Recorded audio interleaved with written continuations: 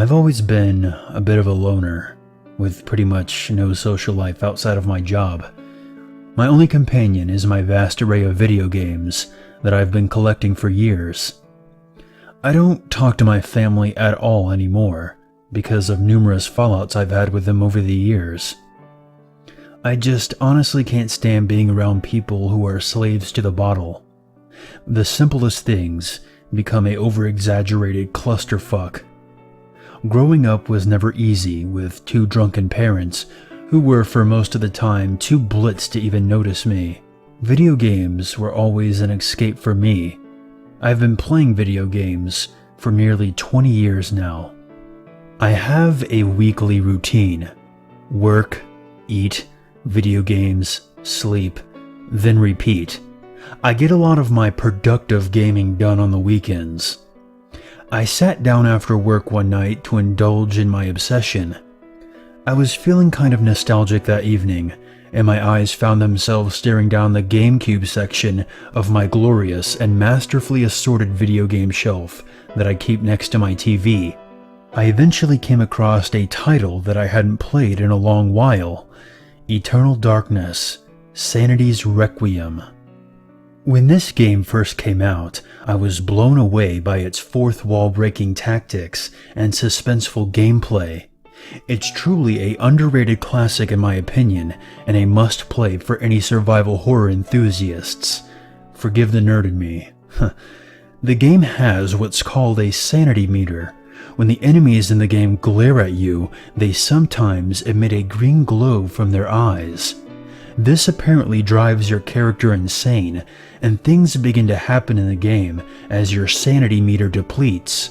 This doesn't just cause creepy shit to happen in the game, but also things like telling you that your controller has been disconnected, or the screen going completely black as if the TV shut off will also occur. I don't want to spoil too much to the uninitiated, but in a nutshell, this game will fuck with you beyond the gameplay. So after playing it for about 3 hours, I hit a rough patch in Chapter 4. Of course, this meant my sanity meter was depleting, and my character would randomly explode into a flesh pile. The screen would turn upside down or go completely black. But then something strange happened. During one of the blackouts, an anonymous message appeared on the screen. It said, "Look in your attic." Then an image flashed on the screen. It was a close-up of someone's face.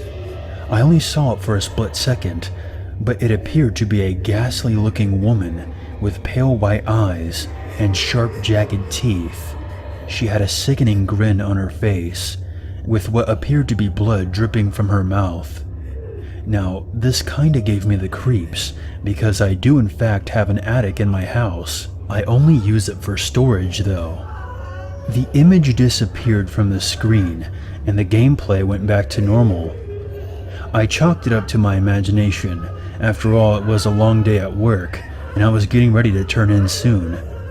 I continued to play the game for a bit longer. My character entered a new room in the game. Mind you, my sanity meter was still running dangerously low. As I entered, there were messages on the walls written in blood that said, "Attic. Check your attic," and "Look in the attic."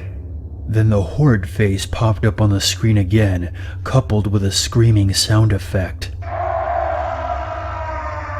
I decided to save out and turn off the game at that moment. I figured I was just hallucinating because of how tired I was becoming. As I was getting ready for bed, I heard, or at least thought I heard, a faint shuffling noise coming from the attic. I instantly thought back to what I saw in the game. I thought I was being ridiculously paranoid, but I grabbed my mag light and made my way to the hallway where the attic door was located. I gently pulled the string to the attic door and lowered the ladder. I slowly made my way up the ladder and took a deep breath before poking my head into the dark attic. I raised my mag light and turned it on. I recoiled as I saw the dead white eyes of the horrid face from eternal darkness merely inches away from me. It was smiling at me with blood falling from her mouth in tiny rivers that dripped onto a dirty white nightgown.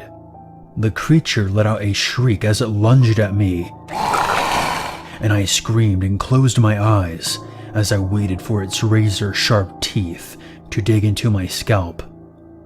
However, nothing happened. I opened my eyes, and there was no demon girl. I quickly shined my flashlight around the room, making sure I checked the entire attic. There was nothing in sight except for my storage. I breathed a sigh of relief and wiped the sweat from my brow. I guess my own sanity meter is depleting, I chuckled to myself. Before I made my descent down into the hallway again, I shined my maglite back over to my storage. 2 corpses, wrapped in dirty old bed sheets, laying side by side. "Good night, Mom.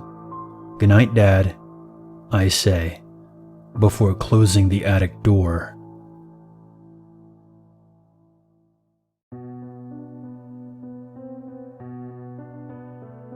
Hey guys, Unit 522 here, and I want to thank you very much for watching my video. I would appreciate it very much if you would share, like, and comment. And if you're new to this channel, become one with the Unity by hitting the subscribe button.